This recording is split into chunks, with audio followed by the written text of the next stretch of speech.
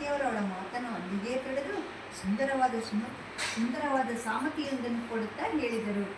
ಅವಳಿಗೆ ಬಂದು ನಿಂತ್ಕೊಂಡ ನಳಿನಿ ಇದ್ದಕ್ಕಿದ್ದಾಗೆ ಬಂದು ಹೇಳಿದ್ಲು, ನೋಡಿ ಇವನಿಗೆ ಅಪ್ಪ ಅಮ್ಮ ಎಷ್ಟೋ ಏನೋ ಒಂದು ಆಸೆ ಇಟ್ಕೊಂಡು ದೊಡ್ಡದಾಗಿ ಅವರು ಮುಂದಿನ ಯೋಚನೆಗಳು ಇಟ್ಕೊಂಡು ಓದಿಸಿದ್ದಾರೆ. ಅವ್ನು ಓದಿ ಸಂಪಾದನೆ ಮಾಡಿ ಅವ್ರ ಅಪ್ಪ ಅಮ್ಮ ಸಾಕ್ಬಿಡ್ತಾನೆ. ಇವನು ಬಂದು ಸನ್ಯಾಸಿ ಆಗ್ತೀನಿ ಅಂತ ಬಂದು ಹೇಳ್ತಾನಲ್ಲ ಅತ್ತೆ ಅಂತ ಅವ್ರ ಅತ್ತೆ ಹೇಳಿದ್ಲು. ಈ ಮಾತೆ ಒಂದೇ ಸರಿಗೆ ಅವ್ಳು ಮಾತನ್ನು ಪೂರ್ತಿ ಮುಗಿಸ್ಲಿಲ್ಲ, ಅಲ್ಲಿಗೆ ನಿಲ್ಲಿಸಿದ್ರು. ನಳಿನಿ, ನಿನಗದೆಲ್ಲ ಏನೋ ಅರ್ಥವಾಗುತ್ತೆ? ಇವರೆಲ್ಲ ಕಾಗೆಯ ಮರಿಗಳೆಲ್ಲ, ಕೋಗಿಲೆ ಮರಿಗಳು. ಬೆಳೆದು ರೆಕ್ಕೆ ಬರುತ್ತಲೇ ಇವರು ತಮ್ಮ ನಿಜವಾದ ತಾಯಿಯನ್ನು ಗುರುತು ಹಿಡಿದು ಬಿಡುತ್ತಾರೆ. ಬಳಿಕ ತಮ್ಮ ಸಾಕು ತಾಯಿಯನ್ನು ಬಿಟ್ಟು ಆ ನಿಜವಾದ ತಾಯಿಯ ಬಳಿಗೆ ಹೊರಟು ಹೋಗಿ ಬಿಡುತ್ತಾರೆ. ಗೊತ್ತೇನು?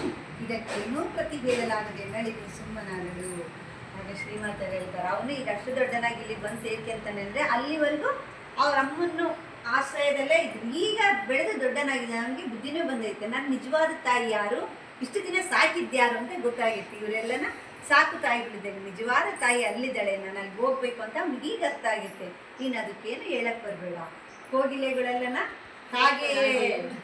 ಕಾಗೆಗಳನ್ನೇ ಮೊಟ್ಟೆ ಇಡುವುದು.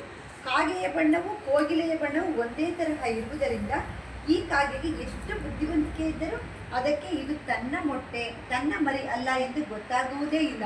ನಿತ್ಯವೂ ಅದು ಈ ಕೋಗಿಲೆಯ ಮರಿಗಳನ್ನು ತನ್ನ ಮರಿಗಳನ್ನೇ ತಿಳಿದು ಆಹಾರ ಕೊಟ್ಟು ಸಾಕುತ್ತಲೇ ಇರುತ್ತದೆ. ನಾವೆಲ್ಲ ಕಾಗೆಗಳು ಮರಿ ಬೆಳೆದು ದೊಡ್ಡದಾಗಿ ರೆಕ್ಕೆ ಬಂದ ಮೇಲೆ ಅದು ಈ ಕಾಗೆಯ ಪ್ರೀತಿಯನ್ನು ಇಷ್ಟಪಡುವುದಿಲ್ಲ. ತನ್ನ ನಿಜವಾದ ತಾಯಿಯ ಬಳಿಗೆ ಹಾರಿ ಹೋಗಿ ಬಿಡುತ್ತದೆ. ಈ ಬುದ್ಧಿ ಇಲ್ಲದ ತಾಯಿ ಕಾಗೆ ತನ್ನ ಮರಿ ತನ್ನನ್ನು ಬಿಟ್ಟು ದೂರ ಹೋಗಿ ಅಪಾಯಕ್ಕೆ ಗುರಿಯಾಗುತ್ತದೆಯಲ್ಲ ಎಂಬ ತವಕದಿಂದ ಹಿಂಬಾಲಿಸಿಕೊಂಡು ಬರುತ್ತದೆ. ಆದರೆ ಕೋಗಿಲೆ ಮರಿ ತಪ್ಪಿಸಿಕೊಂಡು ದೂರ ಹೊರಟು ಹೋಗಿಬಿಟ್ಟಿರುತ್ತದೆ. ಮುಮುಕ್ಷು ತರುಣರ ವಿಷಯದಲ್ಲಿ ಈ ಸಾಮತಿ ಅದೆಷ್ಟು ಚೆನ್ನಾಗಿ ಅನ್ಯಾಯವಾಗುತ್ತದೆ. ಆದರೆ ಇಲ್ಲಿ ಒಂದೇ ಒಂದು ವ್ಯತ್ಯಾಸವಿದೆ.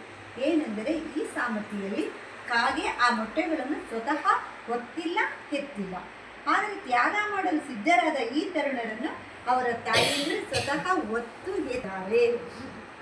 ನಿಜವಾದ ಜೀವನದಲ್ಲಿ ಅಮ್ಮ ತಾಯಿಯಂದ್ರೆ ಎಲ್ಲ ಮಾಡಿದ್ದಾರೆ. ಆದರೆ ಕಾಗೆ ಕೋಗಿಲೆ ಜೀವನದಲ್ಲಿ ಕೋಗಿಲೆ ಮೊಟ್ಟೆ ಇಟ್ಟಿರುತ್ತೆ, ಕಾಗೆ ಗೊತ್ತಾಗಿರಲ್ಲ ನನ್ನ ಮೊಟ್ಟೆ ಇದೆ ಅಂತ. ಅವ್ರನ್ನ ಸಾಕುತ್ತೀವಿ ಎರಡೇ ಈ ಉದಾಹರಣೆಯಲ್ಲಿ ಅಂತ ಹೇಳ್ತೀವಿ.